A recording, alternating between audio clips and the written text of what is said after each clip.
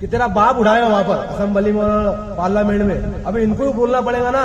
ये लोग जो लीडर है, जो असेंबली में बैठते हैं, जो पार्लियामेंट में बैठते हैं, वही लोग बोलेंगे कि तेरा बाप बोलेगा वहां पार्लियामेंट में और असेंबली में।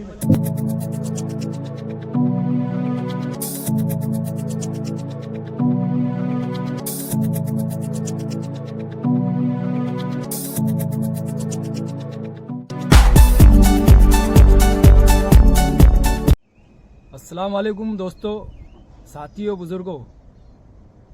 हम लोग ने मजदूरों की आवाज़ उठाई, धरना आंदोलन किया, जलसा लिया। किसी के में इतनी हिम्मत नहीं है कि मजदूरों के हक में बोले। यहाँ तक के पूरे शहर के मेंबरों को भी देख लो, लीडरों को भी देख लो, किसी में भी इतनी हिम्मत नहीं है कि खुलकर सेठों के खिलाफ बोल सके। हमने नारा लगाया था कि जो मजदूरों की बात करेगा वही शहर पे राज करेगा। सलीम भाई ने हमारा साथ दिया, इसलिए हम उनके साथ हैं।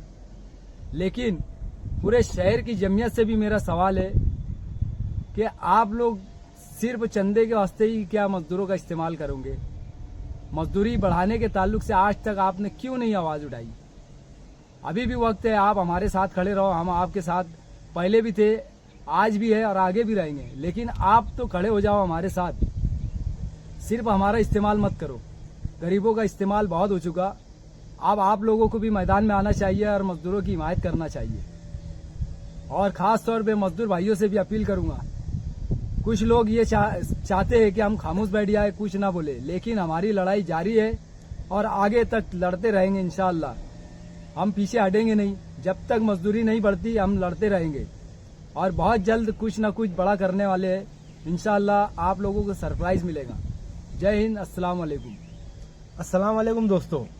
कुछ दिनों से आप लोग भी कहीं ना कहीं न्यूज में या कहीं देख रहे होंगे कि अल्ताफ और असलम किसी लीडर के पास जाके उनके साथ तो मतलब खड़े हो जाएंगे, इलेक्शन लड़ने के वास्ते कर रहे।